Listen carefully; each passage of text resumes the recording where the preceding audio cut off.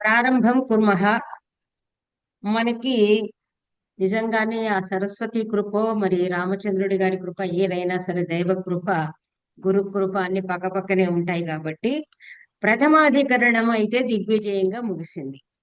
నిజం చెప్పాలంటే మీరు సంస్కృతంలో కొంచెము పరిణతి భాషాపరంగా సంపాదించుకున్న తర్వాత ఆ గణపతి శాస్త్రి గారు ఎడిట్ చేసిన అర్థశాస్త్రము తీసుకోండి. అంటే అర్థశాస్త్రం పైన ఇంకా డీటెయిల్డ్ గా పట్టు సాధించాలనుకుంటే ఆయన ఎంత బాగా చేశారంటే ఇప్పుడు ఇక్కడ ఆచార్య శ్రీరామచంద్రుడు గారు డైరెక్ట్ గా అథ అధ్యక్ష ప్రచార ద్వితీయం అధికరణం అని ప్రారంభించారు. ప్రథమోధ్యాయ ఏకోనవింశ ప్రకరణే జనపద నివేశ అన్నారు. ప్రకరణాల నంబర్లు తీసుకుంటూ వెళ్ళారు. గణపతి శాస్త్రి గారు అధ్యాయాల నంబర్లు కూడా కంటిన్యూ చేస్తారు. ఇప్పుడు 21 అయిపోయింది కదా, 22 అని అధ్యాయానికి ఇస్తారు. ఇక్కడ గురువు గారు ప్రకరణం తీసుకున్నారు. మళ్ళీ ఏ అధికరణానికి ఆ దానికి సంబంధించినటువంటి అధ్యాయ సంఖ్య తీసుకున్నారనమాట. కాబట్టి ద్వితీయ అధికరణం ఇక్కడ మొట్టమొదటగా ఇంతకు ముందే నా దగ్గర గణపతి శాస్త్రి గారిది కూడా ఉంది కాబట్టి చూస్తే ఎంత ముద్దుగా అన్నాడంటే ఇది జనపద నివేశం అనే అధికరణం, సారీ జనపద నివేశం అనే అధ్యాయం. దీనికి ఆయన ఎంత బాగా చెప్తున్నారంటే ఆ గణపతి శాస్త్రి గారు ఆయన సప్తాంగాన్ని గూర్చి ఇంతవరకు మీకు రాలేదా డెఫినేషన్ లో, ముందు తర్వాత రాబోతుంది అనమాట. స్వామి అమాత్య జనపద దుర్గ కోశ దండ మిత్రాణి అని చెప్పబోతుంటాడు. అదంతా చెప్పే కంటే ముందే ఆయన గణపతి శాస్త్రి గారు అక్కడ ఉంది కాబట్టి ఏం చెప్పారు, స్వామి అమాత్య అయిపోయింది కాబట్టి ముందుగా చెప్తాడు స్వామి అమాత్య ప్రతిపాదితే, రెండు కూడా ఇంతవరకు ప్రతిపాదించబడ్డాయి. ప్రథమాధికరణంలో మనకు రాజుకు ఉండాల్సిన అర్హతలు, తదనంతరము అమాత్య నియామకం అన్నారు. కానీ అమాత్య సంపద అంతా చెప్పారు. అమాత్యులు అంటే ఏమిటో చెప్పారు. అమాత్యులందరూ కూడా ఏమిటి అంటే మంత్రులుగాను సచివులుగాను, అమంత్రి సచివ భేదం కూడా మనం మాట్లాడుకున్నాం. మంత్రులుగాను సచివులుగాను అంటే మనం సహాయ మంత్రి అంటాం చూడండి, సహాయ మంత్రి అంటారు. కానీ ఇక్కడ సచివులు అంటే సహాయకులు. అదేవిధంగా అధ్యక్షులుగాను గూఢచారులుగాను అంటే పర్టికులర్ క్వాలిఫికేషన్స్, మనం సివిల్ సర్వీసెస్ అంటాము, మన సెంట్రల్ యూపీఎస్సి అంటాము, పిఎస్సి అంటాం. సో మనకి ఏదైతే ఒక సెంట్రల్ సెలక్షన్ అనేది మనం ఏదైతే పెట్టుకున్నామో ఆ ప్రకారంగా మంత్రుల నియామకము ఇవన్నీ అయిపోయాయి. కాబట్టి స్వామి అమాత్య అయిపోయింది కాబట్టి తర్వాత చెప్పబడింది జనపద కాబట్టి ఇప్పుడు జనపదం అనే చెప్తున్నాము అని గణపతి శాస్త్రి గారు చెప్తారు. ఇక్కడ చాలా ఆయనది ఎక్సలెంట్ గా ఉంటుంది. కాకపోతే అంత శ్రీమూలం అని సంస్కృత వ్యాఖ్యానంలోనే ఉంటుంది అన్నమాట. బట్ అది సంస్కృతం కనుక కొంచెం పట్టుబడితే ఇట్ ఈస్ ఎ ఫీస్ట్ అన్నమాట. ఇప్పుడు ఇంకా మీకు టెక్నికల్ టర్మ్స్ ఎంత అందంగా వస్తున్నాయో చూడండి. భూతపూర్వం అభూతపూర్వం వా జనపదం పరదేశాపవాహనేన స్వదేశాభిష్యంద నయనేన. ఇప్పుడు ఇక్కడ స్వదేశాభిష్యంద వమనము అనే వర్డ్ కూడా ఉంటుంది, లేదా నయనేన వా నివేశయేత్. ఇక్కడ వర్డ్స్ చూడండి. భూతపూర్వం, మనము భూతపూర్వ అధ్యక్షులు, మామూలుగా మనము మాజీ మాజీ అని మాట్లాడతాము. మాజీ అని మాట్లాడకుండా ఇక్కడ మనకి అధ్యక్ష చరాహ అంటారు అనమాట. భూతకాలానికి సంబంధించి ఉంటాయి. లేదంటే భూతపూర్వ సభాధ్యక్షులు, భూతపూర్వ అధ్యక్షులు అని మాట్లాడతారు. కాబట్టి ఇక్కడ భూతపూర్వం అంటే ఇంతవరకే ఉన్నది. అభూతపూర్వం రెండు కూడా చూడండి. అపూర్వం అని మనం ఏదైతే అంటామో పూర్వం లేనిది అపూర్వం. ఇక్కడ అభూతపూర్వం. భూతపూర్వం అంటే ఇదివరకే ఉన్నది అయితే, లేదు కొత్తగా చేయాల్సింది అయితే అని అర్థం అనమాట. అభూతపూర్వం వా జనపదం. జనపదం, జనం అంటే జనం, పదం అంటే నివాస స్థానం, వాళ్ళు ఉండే స్థానం. ఆ జనపదం అంటే జనావాస ప్రదేశం.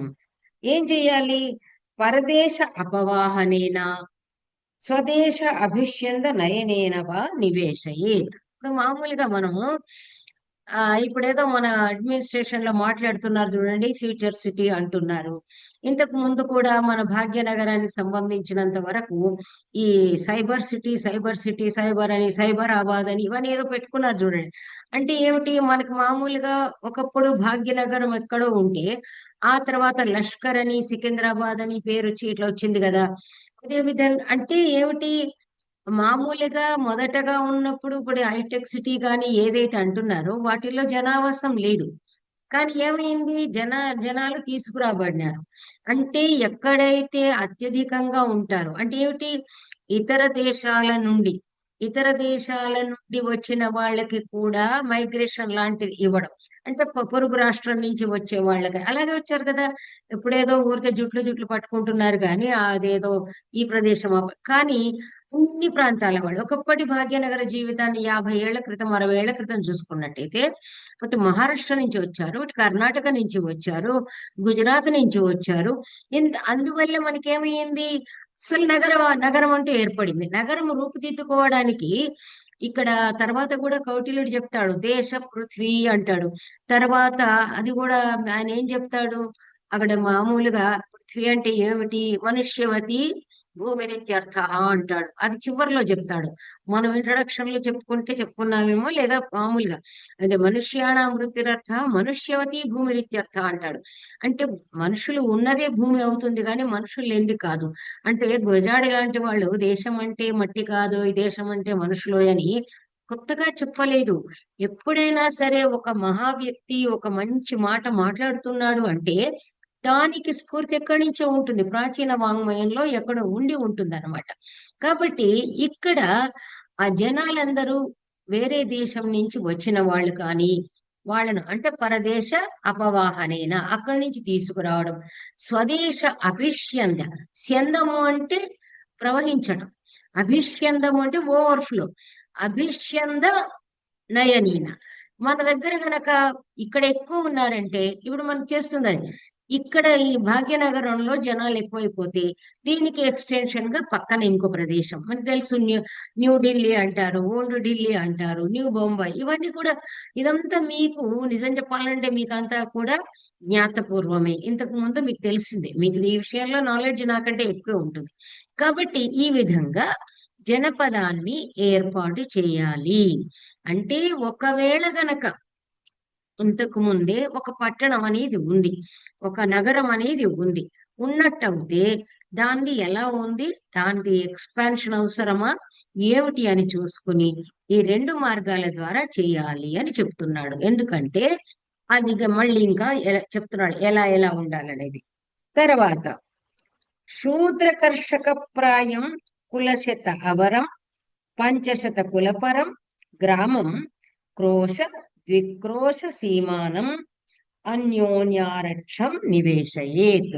తర్వాత ఏమంటున్నాడు, ఇది మామూలుగా జనపదం అన్నాడు, నగరం అనలేదు, పట్టణం అనలేదు. ఇక్కడ డిఫరెన్స్ ఉంటుంది. మహానగరం అని ఏదైతే ఉంటుందో మనకంటారు కదా బిగ్ సిటీస్, అది వేరు. అవన్నీ ఆయన చెప్పబోతున్నాడు. కానీ ముందుగా మనం ఎక్కడి నుంచి, చిన్న చిన్న గ్రామాల నుంచి ఏర్పడతాయి. కాబట్టి ఎలా ఉండాలి అంటే ఆ యూనిట్స్ చెప్తూ ఉన్నాడు ఆయన. అంటే ఆ యూనిట్స్ ఎలా ఎలా ఉండొచ్చు, శూద్ర కర్షక ప్రాయం. శూద్ర కర్షక అనేటప్పటికీ శూద్రులే వ్యవసాయం చేస్తారు అని కాదు. మామూలుగా మనం ఏదైతే వర్ణ వ్యవస్థను గురించి మనం చెప్పుకున్నామో, మాట్లాడుతున్నామో, సాధారణంగా ద్విజాతి శుశ్రూష అంటే బ్రాహ్మణ, క్షత్రియ, వైశ్య. అంటే ఏమిటి, బ్రాహ్మణ అంటే మీకు సింపుల్ గా మనకు మీరు కూడా సమాజంలో ఎదుర్కోవాలి కాబట్టి సంస్కృతానికి సంబంధించిన విషయాలు ఉన్నప్పుడు మీరు తెలుసుకోవాల్సింది ఏమిటి అంటే, బ్రాహ్మణ అంటే విద్యా విభాగానికి సంబంధించిన ఎంటైర్ ఫర్నిచర్, ఎంటైర్ మెటీరియల్ అని మనం ఏదైతే మాట్లాడుకుంటామో దాన్ని అంతా ఎవరు చేస్తారు అనేది మీకు చెప్పక్కర్లేదు. మీరన్న కార్పెంటర్స్ ఎట్సెట్రా ఎట్సెట్రా ఎవరు చేస్తారో మీకు ఆ సంగతి తెలుసు. అదే విధంగా క్షత్రియులు అంటే ఆర్మీ సోల్జర్స్ కి అవసరమైనది ఏదైతే ఉంటుందో, కొన్ని వాళ్ళ సోల్జర్స్ వాళ్ళ బుల్లెట్స్, వాళ్ళ తుపాకులు వాళ్ళు తయారు చేసుకోలేరు, అవి కూడా చేయాల్సినటువంటి అవసరం ఒకటి ఉంటుంది. అదే విధంగా వైశ్యులు బిజినెస్ అయితే చేస్తారు కానీ తూకాలు వగైరా వగైరా ఇప్పుడు మీరన్న కంప్యూటరైజ్డ్ అయినా నాన్ కంప్యూటరైజ్డ్ అయినా వాళ్ళే మాత్రం తయారు చేసుకుని పెట్టుకోవట్లేదు. కాబట్టి ఇవన్నీ చేయడానికి ప్రొఫెషనల్స్ వేరేగా ఉంటారు. అందువల్ల ఇక్కడ ఎవరైతే చేస్తారో వాళ్ళ కార్మికులు ఇత్యాదులు అన్ని తర్వాత అన్నారు. కాబట్టి ఇలాంటివన్నీ చేసేవాళ్ళు వాళ్ళని ఏమన్నారు, అది ఫోర్త్ కేటగిరీ శూద్రులు అన్నారన్నమాట. దానికి బ్రాహ్మణుల శూద్రుల అణచబడడం అనేది వేరు. అది రాజకీయ పరమైంది. అంటే అట్టడుగు వర్గాలు అదన్నీ కాదు. కాకుండా ప్రొఫెషనల్స్ అనేది ఏదైతే ఉందో అది మనం అర్థం చేసుకోవాలి, అర్థం చేయించాలి. ఇప్పుడు ఏమంటున్నాడు, మన మన దేశం ఈనాటికి కూడా మీరు చూస్తున్నారు. ఆ అమెరికాలో వాళ్ళ దానిలోనే కాంపౌండ్ లోనే ఏదో చిన్న చిన్న ఈ పాండ్స్ వేసుకుంటారు. ఏదో ఈ మామూలుగా రూఫ్ గార్డెనింగ్లు, హోమ్ గార్డెనింగ్లు అంతా అక్కడి నుంచి వచ్చింది. మనకు అది ఆ దేవుడి దయ వల్ల అదంత అవసరం లేదు. మనకు బోలెడంత నేల ఉంటుంది, నేలలో సారం ఉంటుంది. ప్రతి వాళ్ళు కూడా గుమ్మంలో తప్పకుండా తులసి చెట్టు పెట్టుకుంటారు. అదే విధంగా చిన్న కరివేపాకు మొక్క వేసుకుంటారు. ఇవన్నీ ఉంటాయి. కాబట్టి ఏమిటి, ఈ కల్టివేషన్, వ్యవసాయం, కర్షకము, కృషి అన్నమాట. కృషి చేసేవాడే కర్షకుడు. కాబట్టి ఈ కల్టివేషన్ అనేది మనకు ఉంది కాబట్టి ఏమంటున్నాడు అంటే, హాయిగా అది కూడా ఏం చెప్తున్నాడు, శూద్ర కర్షక ప్రాయం, కర్షకులు ఉండేటువంటి ఒకానొక గ్రామాన్ని తీసుకోవాలి. గ్రామంలో కర్షకులకి ప్రాధాన్యం ఇవ్వాలి. ఇచ్చి ఏం చేయాలి, ఒక 100 ఫ్యామిలీలు, దాని యొక్క స్టేటస్ కూడా చెప్పబోతాడు. కుల శత అవరం, ఒక గ్రామం ఉండాలి అంటే తక్కువలో తక్కువ 100 కుటుంబాలు ఉండాలి. కులం అంటే కుటుంబాలు, గుంపు అని అర్థం అనమాట. 100 కుటుంబాలు ఉండాలి. పంచశత కులపరం, మరి మాక్సిమం ఆ గ్రామం ఎంతవరకు ఉండొచ్చును అంటే 500 ఇండ్లు అంటాం కదా మనం. 500 గుమ్మాలు అంటే 500 ఆ, కుటుంబాల వరకు ఉండాలి మాక్సిమం. అంతకంటే ఎక్కువ ఉండకుండా అలా గ్రామాన్ని చెయ్యాలి. గ్రామాలు అంటున్నాడు, గ్రామాల ఏర్పాటు. ఇప్పుడు మనకి మామూలుగా ఊళ్ళలో చూస్తే ఇది కనబడుతుంది. 100 ఉంటాయి, తర్వాత 200 ఉంటాయి, 300 ఉంటాయి, ఈవెన్ టుడే పల్లెటూళ్ళలో. ఆ తర్వాత ఏమిటి అంటే వాటికి బార్డర్స్ చూడండి, ఎంత విస్తృతమైన ఇన్ఫర్మేషన్ ఉందో మీరు చూడండి. క్రోశ ద్విక్రోశ సీమానం, వాటికి మధ్య ఎడం ఉంటుంది. ఇప్పుడు మనం ట్రావెల్ చేస్తూ ఉంటాము, ఒక విలేజ్ టు విలేజ్ ఒక సేపు అంతా మామూలుగా ఖాళీ మేర కనబడుతుంది. దెన్ మళ్ళీ ఒక విలేజ్ వస్తుంది. అంటే క్రోశము అంటే నిజం చెప్పాలంటే మనం కూతవేటు అని అంటాం. ఓ అని పిలుస్తారు. మీరు ఎక్స్పీరియన్స్ చేశారో లేదా పల్లెటూళ్ళల్లో, ఏదో మల్లయ్య ఉంటే మల్లయ్య ఓ అంటే ఓ అని వినబడుతుంది, కానీ మల్లయ్య అనేది ఉండదు, వినబడదు. సో దిస్ పల్లెటూరి జీవితం భలే అద్భుతంగా ఉంటుంది. అందువల్ల ఒక కోసు 2 కోసుల దూరంలో అంటే అలా పరిగెత్తి, మనం ఏమంటాము, జస్ట్ మైల్ కి క్రోశానికి కొంచెం డిఫరెన్స్ ఉంటుంది. అంటే మనం ఇలా చూస్తాం కదా, ఫర్లంగులు 10 ఫర్లంగులు పరిగెత్తి పిలిస్తే అందుకునేటట్టుగా. అందుకే క్రోశ, క్రోశ నుంచి వచ్చిందే మనం కోసు దూరం. ఎంత దూరం, కోసెడు దూరం అని చిన్నప్పుడు ఆడుకునేవాళ్ళం. సో ఆ విధంగా ఒక క్రోశము లేదా 2 క్రోశాల దూరంలో సరిహద్దులు ఏర్పరచుకుని, ఎందుకు, అన్యోన్య ఆరక్షం నివేశయేత్, ఒకరికొకరు కష్టకాలాల్లో అవసరాల్లో ఒకరికొకరు సహకరించుకునేటట్లుగా ఆ విధంగా గ్రామాలు ఏర్పాటు చేయాలి. చేసిన తర్వాత ఎలా అంటే, మరి సరిహద్దులు ఎలా ఏర్పరచాలి, ప్రాకారాలు కట్టారు లేదో నగరాలు కట్టినట్టుగా. అందువల్ల ఏం చేస్తారంటే, నదీ శైల వన దృష్టి దరి సేతుబంధ శాల్మలి శమి క్షీర వృక్షాన్ అంతేషు సీమ్నాం స్థాపయేత్, సీమ్నాం అంతేషు ఏతాన్ స్థాపయేత్. ఏమిటి సీమాంతం, ఇప్పుడు కూడా మీరు ఆఫ్టర్ రీడింగ్ అర్థశాస్త్ర మన అబ్జర్వేషన్ గమ్మత్తుగా ఉంటుంది. మనం వెళ్ళిపోతూ ఉంటే ఇవన్నీ కనబడతాయి. మీరు అంతెందుకు, నేను ఎప్పుడు కూడా ఎగ్జాంపుల్ మన హైదరాబాద్ ఇస్తాను. మీరు చూస్తే Hyderabad and Secunderabad divided by Hussain Sagar. Hussain Sagar కావలి వైపేమో అటువైపేమో సికింద్రాబాద్ వస్తుంది, ఇటువైపేమో హైదరాబాద్ వస్తుంది. సో ఈ విధంగా ప్రతిదానికి ఒక లేఖనో బార్డర్, మనం ఏమంటారు టోల్ గేట్లు అంటుంటాం చూడండి. రాష్ట్రానికి మధ్య టోల్ గేట్ అంటారు. సో ఈ విధంగా మనం అబ్జర్వ్ చేసినట్టయితే ఒక సీమకి మరొక సీమకి మధ్య రాళ్ళో గుట్లో ఏదో ఒకటి ఆ విధంగా బార్డర్స్ ఏర్పాటు చేయాలి అని చెబుతూ, మనం చూస్తుంటే కూడా ఇప్పుడు ఏదో అశోకుడు చెట్లు నాటించను అన్నట్టుగా అది నిజంగా కూడాను మనకి గ్రామాంతంలో చివర్లో ఇలాంటివి కనబడుతూ ఉంటాయి. ఏమిటి అక్కడ అంటే నది. చెప్పాను కదా, నదులు. నదులే మన మనకేదో ఉంది కదా, నాగార్జున సాగర్ అటని ఇటని శ్రీశైలం అదంతా మనకి ఇప్పుడు తెలిసిందే. కాబట్టి ఆ నది నదులు కూడా సరిహద్దులుగా ఉంటాయి. అంతెందుకండి, మనకి ఉన్న గోదావరిని తూర్పు గోదావరి ఒక జిల్లా అయిపోయింది, పశ్చిమ గోదావరి ఒక జిల్లా అవ్వలేదు. కాబట్టి ఈ విధంగా మనం చూసుకుంటూ వెళ్ళినట్టయితే నదులు గాని, ఇంకా ఏమిటి, శైల పర్వతాలు, కొండలు వచ్చాయనుకోండి, ఆ కొండలు ఏమవుతుంది, కొండ అవతల కొండ యువతల అంటాం మనం. కాబట్టి అది ఒక సరిహద్దుగా ఉంటుంది. మనము మరి ఇక మనకి ఇంకా మామూలుగా కనబడేది అయితే ఈ నదులు, తెలంగాణలో అయితే మనం చూసుకుంటే నదులు వగైరా, కొండలు నదులు ఏమి ఉండవు. ఏమిటి అంటే చక్కగా అడవులే. మనకి ఏంటంటే జనావాసం లేని అడవులే కనబడతాయి. ఏంటి, బార్డర్స్ గా.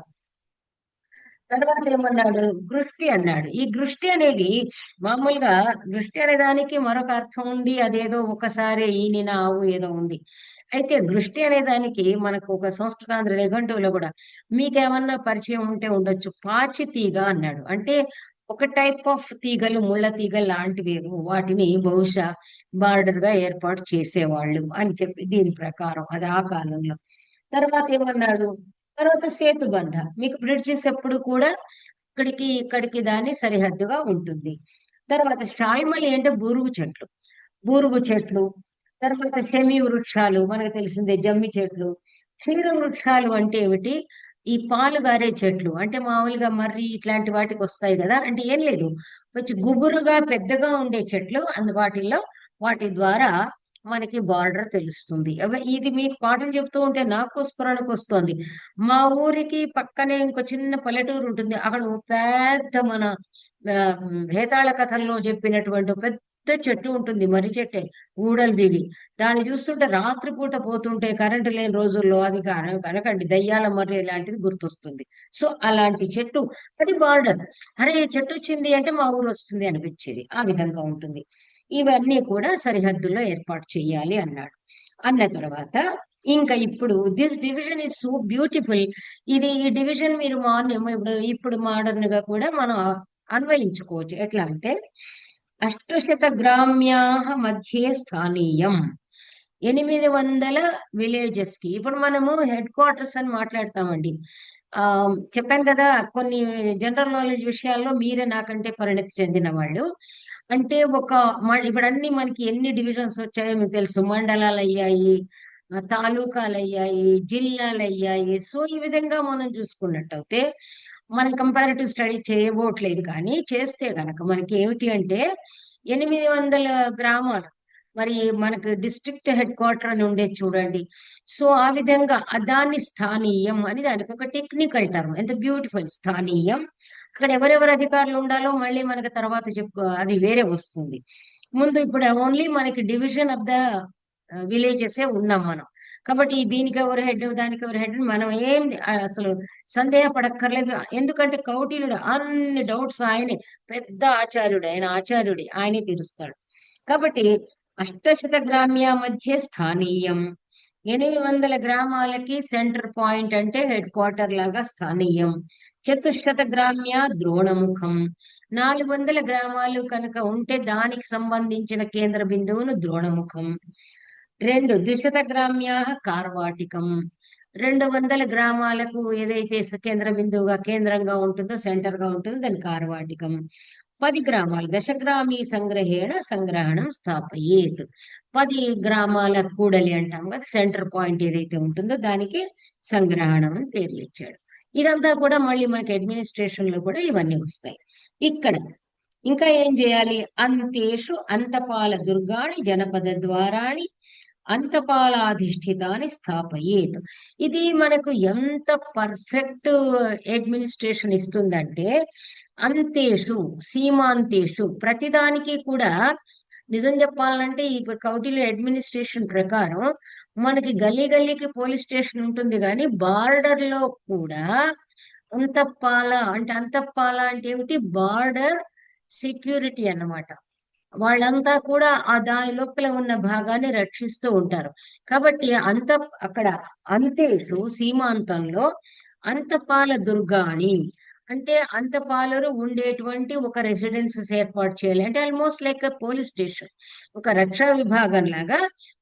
ఇప్పుడు మనకి బార్డర్ టు బార్డర్ వెళుతూ ఉంటే అయితే ఇప్పటికైతే మనకు కనబడ ఊరికి ఊరికి మధ్య ఊళ్ళో ఉంటున్నాయి పోలీస్ స్టేషన్లు, కానీ మనం జర్నీ చేస్తున్నప్పుడు మధ్యలో కరెక్ట్ గా అక్కడ ఉండాలి. అంటే ఒక సెక్యూరిటీ వింగ్ అనేది తప్పనిసరిగా ఉండాలి.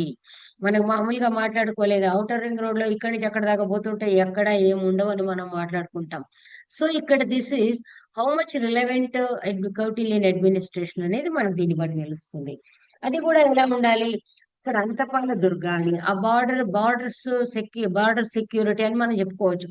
కేవలం కాశ్మీర్ దగ్గర కాదు, ఇక్కడ బార్డర్ సెక్యూరిటీ కోసం అని చెప్పేసి ఒక చిన్న ఒక నివాసం ఉండాలి. ఏ విధంగా అయితే పోలీసు వాళ్ళు కూర్చుని ఉంటారో ఆ విధంగా ఒకటి ఉండాలి. తర్వాత జనపద ద్వారాలు కూడా, అంటే మనం ఎంటరింగ్ మన వాళ్ళకి పూర్వం వెళ్ళిపోతూ ఉంటారు, కానీ జనపదానికి ఎంట్రీలో కూడా ఒక చెక్ పోస్ట్ అంటాం చూడండి, మనం చెక్ పోస్ట్ ఉండాలన్నమాట. ఇక్కడ చెక్ పోస్ట్ ఉండాలి, అక్కడ చెక్ పోస్ట్ ఉండాలి. అంతపాల అధిష్ఠితాన్ని స్థాపయేత్, దానికి ఎవరయ్యా ఇన్ఛార్జెస్ అంటే ఈ సెక్యూరిటీ వాళ్ళనమాట. సెక్యూరిటీ వింగ్ అనేది ఉండాలి. అలాంటప్పుడే ఈ అనాథరైజ్డ్ ఎంట్రీస్ అనేవి జరగవు. ఓకే. తర్వాత దేశమంతరాణి, మళ్ళీ వీటికి ఇక్కడ ఒకటి ఉంటుంది, ఈ సీమాంతంలో ఒకటి ఉంటుంది, ఆ సీమాంతంలో ఒకటి ఉంటుంది. ఇన్ బిట్వీన్ రెండు బార్డర్స్ ఏదైతే ఉంటాయో, రెండు బార్డర్స్ మధ్య కూడా మనకి సెక్యూరిటీ అవసరం కదా. అక్కడ కూడా చూడండి మీరు, అన్ఎంప్లాయ్మెంట్ ప్రాబ్లం లేనటువంటి ప్రొవిజన్ మనకు కనబడుతుంది. ఏమిటయ్యా అంటే వాగురిక, శబర, పులింద, చండాల, అరణ్యచర రక్షేయుకు. మనకి ఎంతమందిని ఎంప్లాయ్ చేయొచ్చు అంటే, మన ఊరికే ఏదో లంబడి వాళ్ళు అక్కడ ఉండిపోయారు, ఆటవికులు ఇక్కడ ఉండిపోయారు అని వాళ్ళని అక్కడ ఉంచేసేసి గోల పెడుతుంటారు ఈ జనాలు. కానీ నిజానికి ఏమంటున్నాడు అంటే, అక్కడక్కడ ఇప్పుడు మామూలుగా క్రూర మృగాలు అవి తిరుగుతూ ఉంటాయి కాబట్టి వాగురికులు అంటే మృగాలను పట్టేవాళ్ళు. చేతుల్లో అంటే ఏమిటి, టక్కమని ఉచ్చులాగా అంటాం, ఉచ్చు అంటాం కదా మనం, నూజ్ అంటారు ఇంగ్లీష్ లో. దాన్ని ఒక ముడి వేసేసి ఇలా వేసేస్తే వాటిని లాగేస్తుంది. వాళ్ళు వాగురికులు అంటే మృగాలను పట్టుకునే వాళ్ళు. శబర కిరాతులు వీళ్ళందరూ కూడా ఆటవికులు. వాళ్ళకి ఏమిటంటే ధైర్యంగా వాళ్ళు ఏదైనా వస్తే ఎదుర్కోగలరు. పులింద, ఇది మామూలుగా వీళ్ళు కొంచెము అనులోమ ప్రతిలోమ వివాహాల ద్వారా పుట్టిన వాళ్ళకి టెక్నికల్ టర్మ్స్ ఇచ్చారు. కానీ మనం గనక మోడర్న్ దీనిలో తీసుకుంటే శబరకి రాతులు ఎవరైతే ఉంటారో వాళ్ళు అంటే కొంచెం ఫారెస్ట్ డ్వెల్లర్స్. ఎందుకు ఫారెస్ట్ డ్వెల్లర్స్ అంటే, మనం ఇంతవరకు చూసుకున్న వర్ణన అంతా కూడా గ్రామానికి గ్రామానికి మధ్య ఆ బార్డర్ దాటేసినామంటే మళ్ళీ అరణ్యమే వస్తుంది. అరణ్యమన్నా వస్తుంది, గుహ అన్నా కొండలోయన్నా వస్తుంది, ఈ విధంగా వస్తుంది. కాబట్టి అట్లాంటి ప్రాంతంలో తప్పనిసరిగా మీకు ఇంకో విషయం కూడా నేను చెప్తాను, ఎందుకంటే కొన్నిసార్లు మనకు పర్సనల్ కూడా అవసరం వస్తాయి. మేము అంటే మాది నిజామాబాద్ డిస్ట్రిక్ట్. ఇక్కడి నుంచి అలా మనం వెళుతూ ఉంటే ద బిగ్గెస్ట్, మీరు అందరూ ఈ మధ్య కాలంలో అందరికీ అన్ని వెలుగులోకి వస్తున్నాయి, సిర్నాపల్లి అని ఉంటుంది, భయంకరమైన అరణ్యం. అది ఒకప్పుడు ఈ వీళ్ళకి నక్సలైట్ల స్థావరమును, తర్వాత అక్కడ క్రూర మృగాలు సంచరించి ఇక్కడి నుంచి వెళుతూ ఉంటే టూ వీలర్స్ మీద వెళ్ళడానికి ఎవరికి గుండెలు జారిపోయావన్నమాట. కాబట్టి అలాంటి ప్రదేశాలు ఉంటాయి. కాబట్టి అలాంటి ప్రదేశాల్లో ఎలాంటి వాళ్ళు ఉండాలి, ఈ మృగాలను పట్టే వాళ్ళు ఉండాలి, శబరులు, పులిందులు, చండాలురు అండ్ అరణ్యచరాహ. చండాలురు అని అంటే ఏమంటారు, చండాలన శ్మశానంతే వాసిన. సాధారణంగా శ్మశానాలు అనేవి ఇప్పుడంటే పెద్దగా సిటీ పెరిగింది కాబట్టి గ్రామ మధ్యంలో ఉంటున్నాయి. అదంతా అసలు ఈ శ్మశానం పక్క మన ఇళ్ళు ఉంటున్నాయి, మన ఇంటి పక్క శ్మశానం ఉంది, అదే వదిలేద్దాం మనం ప్రస్తుతం. కానీ శ్మశానాలు ఎప్పుడు కూడా గ్రామం చివరిలో ఉంటాయి. అసలు అయితే మామూలుగా అయితే ఊళ్ళల్లో అయితే ఎవరి పొలాల్లో వాళ్ళే చేసుకుంటారు. అది అది కూడా దట్ ఈస్, అది ఎవరికి ఇక్కడ తెలియదు కూడా. ఎవరి పొలాలలో వాళ్ళు ఆ దహన క్రియాదులు చేసుకుంటారు. బికాస్ మన దేని ప్రకారం దహనం అయిన తర్వాత మళ్ళీ ఆ ప్లేస్ మళ్ళీ అదే ఎంగేజ్ అయిపోదు, సమాధి లాగా కానీ దీనిలాగా అది బ్లాక్ అవ్వదు ప్లేస్, దాన్ని మళ్ళీ వినియోగించుకోవచ్చు అన్నమాట. అందువల్లనే ఇది ఈ సంస్కార పద్ధతి పెట్టారు మన వాళ్ళు. కాబట్టి ఈ చండాలకు అంటే అక్కడ శ్మశానం దగ్గర కూడా ఉండాలి. అంటే క్రూర మృగాలను నుంచి కాపాడే వాళ్ళు రక్షేయుహు, వీళ్ళ క్రూర మృగాలు రాకుండా వాగురికులు చూడాలి, ఈ శబర పులిందులు చూడాలి, చండాలుడేమో అక్కడ గ్రామ సీమల చివర్లో ఉండాలి. ఈ విధంగా అందరూ కూడా ఎవరినైతే మనం ఏదో పనికిరారు అని మనం ఆధునిక భాషల్లో ఆధునిక కాలంలో మాట్లాడుతున్నామో వాళ్ళందరూ కూడా సెక్యూరిటీ ఫోర్స్ లోకి వచ్చారు. అందరూ కూడా సెక్యూరిటీ వింగ్ లో ఉన్న వాళ్ళే. వాళ్ళందరికీ ఎంప్లాయ్మెంట్ ఉంది. వాళ్ళకేమి జీతము జీత భత్యాలు లేకుండా నియమించిన విషయం కానే కాదు. ఇంకా ఇక్కడ మరొకటి చెప్తున్నారు. ప్రతి చోట మనము ఈ వర్ణ వ్యవస్థ డిస్కషన్ వస్తుంది, దాన్ని మనం యథా దీని సందర్భంగా అన్వయించుకోవాలి. ఋత్విగాచార్య పురోహిత శ్రోత్రియేభ్యో బ్రహ్మదేయాని అదండకరాణి అభిరూపదాయకాని ప్రయచ్చేత్. అన్ని టెక్నికల్ వర్డ్స్. నేను చిన్న ప్రాజెక్ట్ తీసుకుని ఒక చిన్న టెక్నికల్ వర్డ్స్ డిక్షనరీ తయారు చేశాను.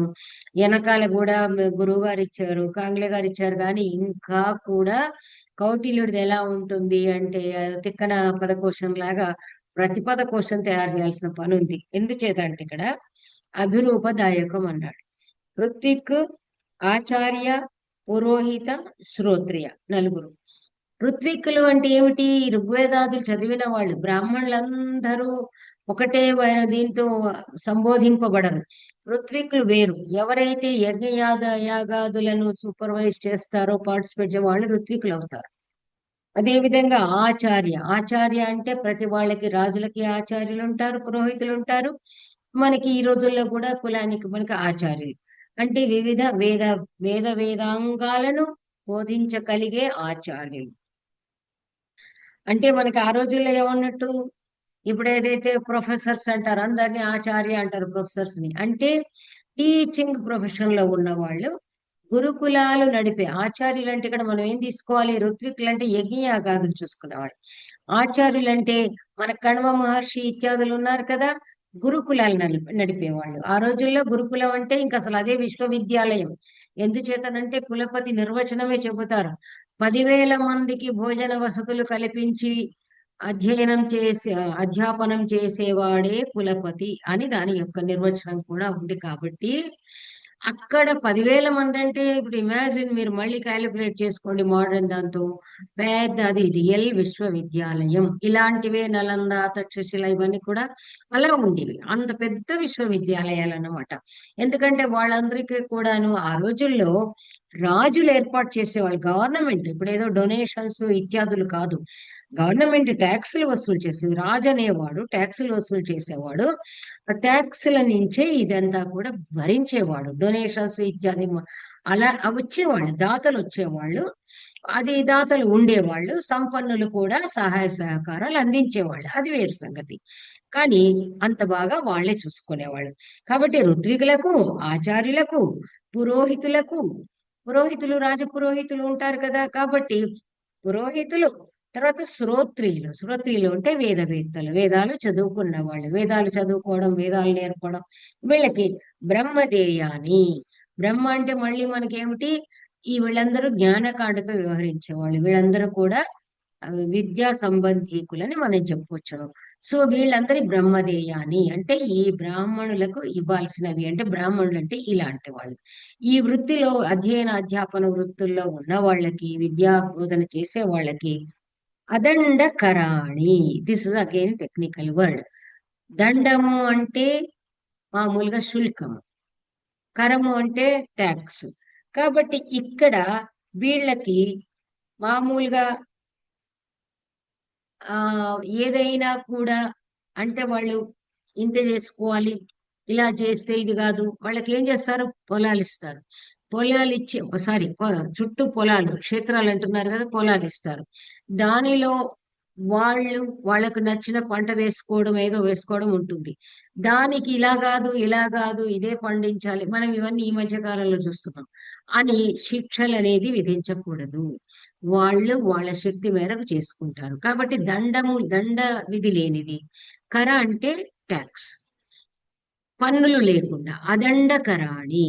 దండము లేదు, శిక్ష లేదు, ట్యాక్స్ లేదు.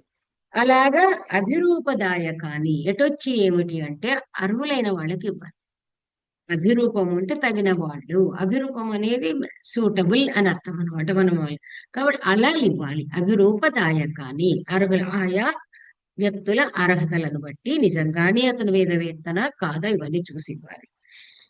ఎందుకంటే ఈ రోజుల్లో ఎలా అయిపోయింది, ఈ రోజుల్లో మనం వదిలేసుకుందాంలేండి కానీ అర్హత చూసి ఇవ్వాలి, అంతవరకే మాట్లాడుకోవాలి. ఎందుకంటే మనం కంప్లీట్ గా స్వర్గము అదేమిటి స్వర్గ పాతాళాలకి అనుసంధానం చేయలేం కాబట్టి ప్రాచీనం చూసుకుందాము. ఎక్కడ అవసరం అక్కడే నేను ప్రస్తుతం అని చెప్తాను, ప్రతి చోట చెప్పాను. ఓకే. అధ్యక్ష సంఖ్యాయకాదిభ్య గోప స్థానిక అనేకస్థ చికిత్సక అశ్వదమక జంఘాకరికేభ్యశ్చ విక్రయాధాన వర్జం. ఇది కూడా మనం ఒకసారి చూసుకున్నట్టయితే అధ్యక్షులు అంటే ఒక్కళ్ళు కాదు. ఇప్పుడు ముందు ముందు మనకి దాదాపు మామూలు విభాగాలు, ప్రధాన విభాగాలే 26, 27 చాప్టర్స్ లో చెప్పారు. అందులో మళ్ళీ అవాంతర విభాగాలు ఉంటాయి. అధ్యక్షులు అంటే almost head of each department, each wing. వీళ్ళందరూ కూడా ఆల్మోస్ట్ లైక్ కలెక్టర్ లెవెల్ అండి. వీళ్ళందరూ కూడా కలెక్టర్ లెవెల్లో ఉంటారు, ఐఏఎస్ ఐపీఎస్ అన్నమాట. కాబట్టి అధ్యక్షులు ఎవరైతే ఆ ఉన్నతమైనటువంటి బాధ్యతలు నిర్వర్తిస్తుంటారో అలాంటి వాళ్ళకి అధ్యక్ష అనేది కంప్లీట్ గా మనకి ఆంగ్ల అయితే సూపరింటెండెంట్ అంటాడు, మనం తెలుగులో అధ్యక్షులనే అని మాట్లాడుకుంటాం. సూపరింటెండెంట్ అంటారు. ఇంకోతను శ్యామశాస్త్రి డైరెక్టర్ అని మెన్షన్ చేస్తాడు. డైరెక్టర్ అయినా మన సూపరింటెండెంట్ అయినా హెడ్, మనం హెడ్ అనుకున్న ఒకానొక విభాగానికి అధ్యక్షుడు అని మనకు తెలుగు కాబట్టి మనకి ఇబ్బంది లేదు, ఇంగ్లీష్ లో చదువుకోవాలన్న నియమం లేదు కాబట్టి అధ్యక్షులు ఎవరైతే విభాగ అధ్యక్షులు ఆయా విభాగాల అధ్యక్షులు ఉంటారో వాళ్ళందరికీ కూడా ఏమిటి అంటే నివాస స్థానాలు అలాట్ చేయాలి. ఏం చెప్తున్నాడు అది?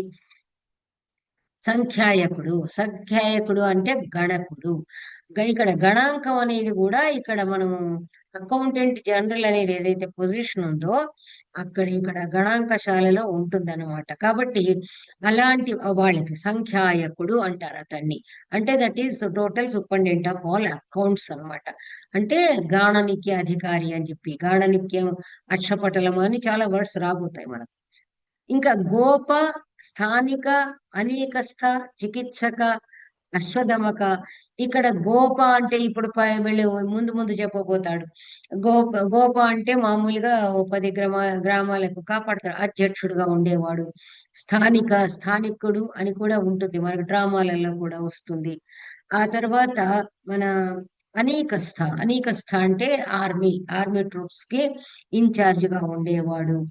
తర్వాత ఆ అశ్వదమక చికిత్సక, వైద్యులు కూడా ఉంటారు. మనకి ఇంతకు ముందు అధికరణంలో జాంగలి విధ అన్నాడు. అంటే మామూలుగా ఏదైతే హెర్బల్ ఇవన్నీ కూడా ఆటవికమైన మూలికలు ఇత్యాదులతో వైద్యం చేసేవాడు ఉంటాడు. చికిత్సక అంటే మనం మామూలుగా ఫిజిషియన్ అంటాం, బిషక్ అంటాం కదా, ఫిజిషియన్ కూడా ఉంటాడు. వాళ్ళకి కూడా స్థలము కేటాయించాలి. తర్వాత అశ్వదమక, ఇక్కడ ఇది చాలా ఇంపార్టెంట్ ప్రొఫెషన్స్. అశ్వదమక అంటే ద హార్స్ ట్రైనర్, హార్సెస్ గుర్రాలని మచ్చిక చేసేవాడు, గుర్రాలను చూసుకున్నాడు. మనకు అశ్వాధ్యక్ష వస్తుంది, మీరు ఆశ్చర్యపోతారు, అసలు ఇన్ని ఉంటాయి. మనం మామూలుగా గుర్రాలను గురించి వింటుంటాము, చదువుతుంటాం, కానీ గుర్రాలను పోషించడంలో ఇన్ని ప్రాబ్లమ్స్ ఉన్నాయా? ఇంతమంది ఎంప్లాయీస్ అవసరం, చాలా మంది ఎంప్లాయీస్ అవసరం అశ్వాధ్యక్ష దాంట్లో అశ్వశాలను మేనేజ్ చేయడానికి. మనకు ఓన్లీ గేదెలను, గోవులను అది మాత్రం చూసుకుంటాం, కానీ అశ్వాలది చాలా ఉంటుంది. చాలా అశ్వాలకు హెయిర్ ట్రిమ్మర్ అనేవాడు కూడా ఒకడు ఉంటాడు, ఆ తర్వాత ఏనుగులకు ఎక్కడ పడుకోవాలి ప్లేస్ చూపించేవాడు. చాలా అద్భుతమైనటువంటి విషయాలు. ఇప్పుడు మనకు అసలు ఇవన్నీ కూడా ఉంటాయి మనకు. ఇప్పుడు ఈ రోజుల్లో కూడా హార్స్ ట్రైనర్స్ వాళ్ళు ఎవరైతే ఉంటారో ఈ హార్స్ రేసెస్ సంబంధించి నిజంగా కూడా అలాంటి ట్రైన్డ్ వాళ్ళు ఉంటారు ఉద్యోగులు. అదే విధంగా మనం చూస్తే ఏనుగులు ఊరేగింపులకు ఇప్పుడు కేరళలో ప్రధానికి ఏనుగులు తీసుకెళ్ళి వాటిని కూడా మచ్చిక చేయడము, వాటిని పోషణ ఇవన్నీ కూడా తప్పకుండా ఉంటుంది మనకి. తిరుపతిలో కూడా ఉంటుంది కదా ఏనుగు ఊరేగింపు. కాబట్టి ఇదంతా కూడా ఇస్ నాట్ దట్ ఈజీ. కాబట్టి వాళ్ళందరూ కూడా ఆల్మోస్ట్ చీఫ్ ఆఫీసర్స్ అన్నమాట. ఆ తర్వాత జంఘా కరిక. జంఘా అంటే ఆ మన ఈ పిక్కలు. పిక్క బలం ఉన్నవాడే జాంగికుడు, జంఘాకారికుడు. అంటే ఏంటి? కొరియర్ సర్వీస్ అని మనం అంటుంటాం. ఈ కొరియర్ సర్వీస్ అంటే చాలా స్పీడ్ గా తీసుకెళ్ళడం అని అర్థం. ఆ రోజుల్లో ఊరు నుండి ఊరికి ఒక చోటికి వెళ్ళాలంటే ఆ పిక్క రన్నర్స్ ఉండేవాళ్ళు అనమాట. వాళ్ళు పరిగెత్తి అందించేవాళ్ళు. మీరు చూస్తూనే ఉంటారు. గుర్రాల మీద వెళ్ళే వాళ్ళు గుర్రాల మీద వెళ్తారు. పరిగెత్తి వెళ్ళే వాళ్ళు కూడా ఉంటారు. ఇప్పుడు మరి మామూలుగా ఏదో పిటి ఉషా ఇత్యాదులు వాళ్ళు రన్నర్స్ ఎలా చేశారు అనేది చూస్తుంటారు కదా. ఆ స్పీడ్ నిజంగానే వాయువేగ మనోవేగాలతో పరిగెడతారు. కాబట్టి వీళ్ళందరికీ కూడా ఏమంటున్నాడు? ఇవ్వాలి. ఏమి ఇవ్వాలి? క్షేత్రాణి. అందరికీ కూడా ప్లేస్లు ఇవ్వాలి. పొలాలు జాగా అంతా కూడా ఇవ్వాలి. ఇచ్చేలా విక్రయ ఆదాన వర్జం. వీళ్ళు మాత్రము దానికి వాళ్ళు అనుభవించాల్సిందే తప్ప దాన్ని ఏదో చెప్తారు కదా, దాన్ని మార్టిగేజ్ చేయడము, దాన్ని కుదవబెట్టడం, తాకట్టు పెట్టడం కానీ అమ్మడం కానీ చేయడానికి వీల్లేదు. వాళ్ళు ఖాళీ చేసినప్పుడు దర్జాగా వాళ్ళు గనక ఇంకో చోటుకు వెళ్ళదలుచుకుంటే అది గవర్నమెంట్ కే సరెండర్, అంటే రాజుగారికి అప్పచెప్పిపోతే వాళ్ళు చూసుకుంటారు. అది అన్నమాట. అంటే ఫర్ ఎగ్జాంపుల్ ఓ వానప్రస్థానికి వెళ్ళిపోతారు, సన్యాసానికి వెళ్ళిపో అలాంటి సందర్భంలో. కాబట్టి నేనున్నాను, నేను అమ్మేసుకొని పోతాను అనేటువంటి వెర్రి వేషాలు వేయకూడదు అని చెప్పేసి చాలా స్పష్టంగా. అంటే ఏమిటి? ల్యాండ్ అలాట్మెంట్ ఎలా ఉంటుంది, ల్యాండ్ అలాట్మెంట్ ఎవరెవరికి ఉంటుంది, ఎంత అద్భుతంగా ఉంటుంది, ఎంతమంది ఉద్యోగులకు ఉంటుంది, దానిలో మీకంతా కూడా రూల్స్ రెగ్యులేషన్స్. ఇదంతా జనరల్. మళ్ళీ రూల్స్ రెగ్యులేషన్స్ పర్టికులర్ గా ఇంకా వేరే ధర్మస్థీయంలో కంటక శోధనలో చెప్తారు. ఓకే. ఇంకా ఒకటి ఇదైతే చాలా అద్భుతమైంది.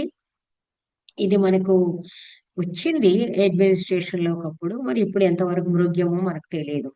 కరదేభ్య కృతక్షేత్రాణి కృతక్షేత్రాణ్యైక పురుషకాణి ప్రయచ్చేత్ అకృతాని కర్తృభ్యో నాదేయాత్. ఇక్కడ కరదేభ్య, కరద అన్నమాట. కరద అంటే ఏమిటి? పన్ను చెల్లించువాడు.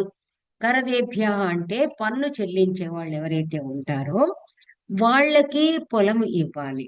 అంటే దున్నుకోవడానికి ఇవ్వాలి. ఎలా ఇవ్వాలి? ఆ కృతక్షేత్రాన్ని అంటే మనకి బంజరు భూములు కాదు, వ్యవసాయ వ్యవసాయానికి అనుగుణంగా ఉన్నటువంటి క్షేత్రాలని ఏకపురుష కాణి ప్రయచ్చేత్. వాళ్ళకి ఏం చేయాలి? ఎవరైతే పన్నులు చెల్లిస్తూ ఉంటారో వాళ్ళకి పొలాలని, అంటే మంచిగా పంటకి అనుకూలంగా ఉన్న పొలాలని ఇవ్వాలి. కానీ ఏమిటి? ఏకపురుష కాణి అంటే ఒక తరానికి. మరి నా తర్వాత నా కొడుకు కదా అంటే మళ్ళీ అది మళ్ళీ రివ్యూ చేయాలి. అది అలాగే ఆక్యుపై చేసుకోవడానికి లేదు. కాబట్టి ఏకపురుష కాణి ఒక తరానికి సరిపడా, ఒక తరానికి నువ్వు అనుభవించు నాయన, చేసుకో అనుభవించని ఇవ్వాలి.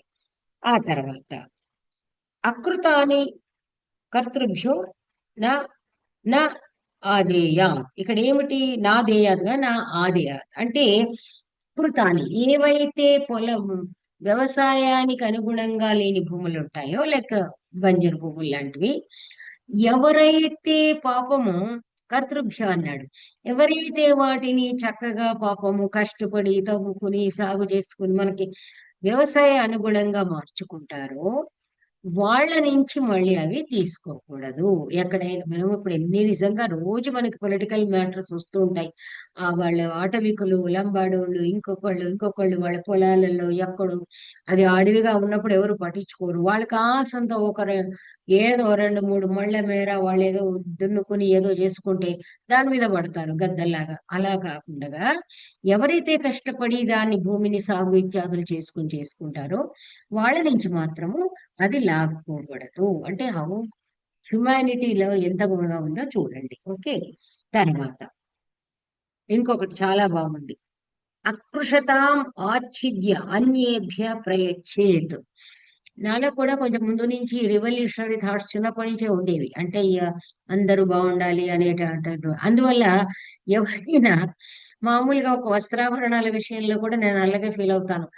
మా దగ్గర 100 ఉన్నాయి, మా దగ్గర 100 చీరలు ఉన్నాయి, 150 అని చెప్తారు కదా. నో, నా నా సిద్ధాంతం అంటే నేను చెప్తున్నా, 6 నెలలు కనుక ఒకటి కట్టకపోతే మనకు అవసరం లేదనుకుంటే దాన్ని ఇంకొకరికి ఇచ్చేయాలి. అంటే ఏదైతే మనం ఉపయోగించామో మనకు దానితో అంతగా అవసరం లేదు, దాన్ని పెట్టుకుని అంత ఆనందం ఎందుకు? అందువల్ల ఇక్కడ ఏమంటున్నాడు, కృషతాం ఆచ్ఛిద్య అన్యేభ్య ప్రయచ్చేది. నాకు పొలాలు ఉన్నాయి, నేను 100 ఎకరాల ఆసామిని, దాని దున్నుకోను, నా ఇష్టం, నా పొలం నా ఇష్టం, నథింగ్ డూయింగ్. అలాంటివి పొలాలు అసలు ఎప్పుడు కూడా పొలాలలా వట్టి పెట్టకూడదు, చాలా తప్పు అన్నమాట. కాబట్టి ఇప్పుడు ఈ రోజుల్లో విదేశాల వాళ్ళందరూ కొంటారు, తాళాలు పెట్టుకుని వెళ్ళిపోతారు. ఎవరి కోసం? ఆవాసం లేక పరితపించే వాళ్ళు పరితపిస్తూ ఉంటే ఒక్కొక్కడు 10 బంగళాలు కొనుక్కొని, అపార్ట్మెంట్ కొనుక్కొని తాళాలు పెట్టుకుని వెళ్ళిపోతారు. ఇది ఎంతవరకు మానవత్వం అనేది అది వాళ్ళ వాళ్ళ విజ్ఞతకు మనం వదిలేద్దాం. కానీ అకృషతాం ఆచ్ఛిద్య, పొలాలు పెట్టుకుని దాన్ని గనక ఆ అది దున్నకుండా, అంటే వ్యవసాయం చేయకుండా ఉంటే వాళ్ళ నుండి లాక్కుని, ఆచ్ఛిద్య వరడు కూడా చూడండి, ఆచ్ఛిద్య లాక్కుని అన్ని అభ్యప్రయచ్చేత్, ఎవరికి అవసరమో ఎవరు దాన్ని దున్ని పంట పండిస్తారో వాళ్ళకి ఇచ్చేయాలి. లేదు అలా కాకపోతే గ్రామభృతక వైదేహక వా కృషేయు. ఈ వైదేహికులు అనేది వైదేహిక వ్యంజనాలు మనం చదువుకున్నాం కదా. మామూలుగా ఈ అంటే వ్యాపారస్తులు కూడా వాళ్ళు వాళ్ళు ఎలా పెట్టుకుంటారు, ఎడ్లను తెచ్చుకుంటారా, ఏం తెచ్చుకుంటారా, నౌకరు అదంతా అనవసరం. గ్రామ భృతక అంటే ఏమిటి? ఎవరైతే అక్కడ గ్రామంలో ఉన్న చిన్నపాటి ఉద్యోగులు ఉంటారో వాళ్ళు కానీ, లేదా మామూలుగా మన వర్తకులు వర్తకులు అన్నీ చేస్తారు, వాళ్ళు వ్యవసాయం, వాళ్ళు కృషేయువు, వాళ్ళు దాన్ని సాగు చేసుకోవాలి. అకృషంతో అవహీనం దద్యువు. ఒకవేళ వ్యవసాయం చేయకపోతే వాళ్ళ అవహీనం అంటే ల్యాబ్స్ అంటాం కదా మనం, అది లోపం. దాని వల్ల అంటే ఇక్కడ ఏమిటంటే ప్రతిదీ ఈ భూమి అంతా కూడా సస్యశ్యామలంగా ఉండాలి, జనాలందరికీ కూడా ఆహారాదులు అందాలి. కాబట్టి అలా బంజరు భూముల్లాగా అలాగే ఉంచడానికి, అంటే దున్నకుండా ఉంచడానికి వీల్లేదు. కాబట్టి అది వాళ్ళు దున్నాలి, పంట పండించాలి, ఆ పంటకు కావలసిన సహాయం రాజు చేస్తాడు, రాజుగారికి వాళ్ళు పన్ను కట్టాలి. ఆల్ దిస్ ఇస్ ఒక రకమైనటువంటి సంసరతి సంసార, ఒక సైకిల్ అన్నమాట. అలా లేనప్పుడు అది అలా ఉంచడం వల్ల తప్పకుండా రాజకోశానికి నష్టం వాటిల్లుతుంది. అందరూ ఎవరు ఏమీ పని చేయకుండా కూర్చుంటే జరిగేది ఏమిటి? పంటలు రావు, ధాన్యము రాదు, ఎగుమతులు దిగుమతులు ఉండవు, అప్పుడు కోశం మనకి రిక్తమైపోతుంది. అందువల్ల వాళ్ళు కంపెన్సేషన్ పే చేయాలి, అదేదైతే రాజుకు నష్టం వస్తుందో అది పే చేయాలి. తర్వాత అది వ్యవసాయం చేయని వాళ్ళు, పొలాల నుండి చేయని వాళ్ళు, ధాన్య పశు హిరణ్యై చైనాన్ అనుగృహిణీయాత్. గృహీయాత్ అని ఉంది ఇక్కడ, గృహిణీయాత్ కింద నా పెట్టండి. దాని సుఖేన దద్యు. మరి ఇంకా ఏమిటి? ఇప్పుడు కొత్తగా వచ్చిన స్కీమ్లు ఏమీ లేవు. ఎవరికైతే పొలాలు ఉంటాయో వాళ్ళకి క్యాష్ అనేది అమ్మకం తర్వాత, పంట చేతికి వచ్చిన తర్వాత, పంట అమ్మకం అయిన తర్వాత ధనం చేతికి వస్తుంది. కాబట్టి పెట్టుబడికి కావలసినటువంటి గింజలు, ధాన్యం అంటే విత్తనాలు, చూడండి హౌ రెలవెంట్ ఇట్ ఈస్ అనేది చూసుకోండి. విత్తనాలు, తర్వాత అవసరమైతే పశువులు, అంటే ఏదో రకంగా అరేంజ్ చేయడం, పశువులు, హిరణ్యం అంటే ధనం, దానికి కావలసిన ధనం ఇచ్చి, ఏనాన్ అంటే వ్యవసాయం చేసేవాళ్ళని అనుగృహణీయాత్, ఎవరైతే పాపం వ్యవసాయం చేయాలనుకుంటారో వాళ్ళకు అవసరమైన విత్తనాలు వాటిని, ఆ తర్వాత ఒకవేళ ఏదో ఆ వ్యవసాయ కాలం మట్టుకి ఎక్కడి నుంచి అయినా పశువులను, లేదా పశువులు అద్దెకు తీసుకోవడమో, లేదా నాగళ్ళు అద్దెకు తీసుకుంటారు, లేదా కొనుక్కోవడానికో కావలసినటువంటి ధనాన్ని రాజకోశం నుంచి ఆ, వాళ్ళకి సహాయం చెయ్యాలి. అదే విధంగా ధనం ఏదైతే అవసరం ఉంటుందో అది కూడా వాళ్ళకి ఇవ్వాలి. ఎందుచేత ధనం ఇత్యాదులు అన్నారంటే కూలి వాళ్ళు వస్తూ ఉంటారు కదా, వాళ్ళకి మామూలుగా మనం డైలీ వేజెస్ వాళ్ళని మనం మాట్లాడుతూ ఉంటాం. వాళ్ళకి నిత్యంది ఇవ్వకపోతే ఎప్పుడో ఒకసారి పంట వచ్చినాకంటే కుదరదు కాబట్టి ఇవన్నీ కూడా రాజు అడ్వాన్స్ ఇవ్వడం. అడ్వాన్స్డ్ అని మనం అనడానికి లేదా, ఎంత మంచి పరిపాలన, ఆ, పరిపాలన వైభవం ఉండేది, పరిపాలన పద్ధతి ఉండేది అనేది ఈ శాస్త్రము ద్వారా తెలుస్తుంది. అందుకే రాజుల కృష్ణదేవరాయలు లాంటి వాళ్ళు, మరొక రాజరాజన్ అనేది, వాళ్ళందరినీ కూడా ఈ రోజుకి జనాలు తలుచుకుంటున్నారు అంటే ఇలాంటి మంచి మహారాజులు కాబట్టి. తాని అను సుఖేన దద్యువు. అలా తీసుకున్న వాళ్ళు ఏం చేస్తారు, చక్కటి పంట పండించుకుంటారు. సుఖేన అంటే కంఫర్టబుల్ గా వాళ్ళు చాలా సౌకర్యంగా ఎలాంటి ఇబ్బంది లేకుండా తిరిగి చెల్లిస్తారు. రాజుగారికి అదేదైతే తీసుకున్నారో అప్పుగా చెల్లిస్తారు, పన్ను కూడా చెల్లిస్తారు. ఎందుకంటే షష్టాంశం 1/6 అంటే మనకు ఆల్మోస్ట్ 16% ట్యాక్స్ పడుతుంది అనమాట. 16 96 కదా, కాబట్టి 1/16 దాకా మనకి పడుతుంది, 6వ భాగం కాబట్టి ఆ విధంగా ఇవ్వాలి అని చెప్పారు. ఇంకా మనకి ఇది ఈ చాప్టర్ ఏదైతే ఉందో ఇంకొక రోజుకు మనకి అయిపోతుంది. ఎందుకంటే మరి మళ్ళీ ఏదన్నా ఆ, ఒక్క రోజు ఇంకా ఒక్క క్లాస్ లో అయిపోతుంది అనమాట. ఎందుకంటే కాసేపు మీకు కూడా మీ క్వశ్చన్స్ కో ఆన్సర్స్ కో మనం అనుకుంటాం కదా మాట్లాడాలి కాబట్టి I am just stopping the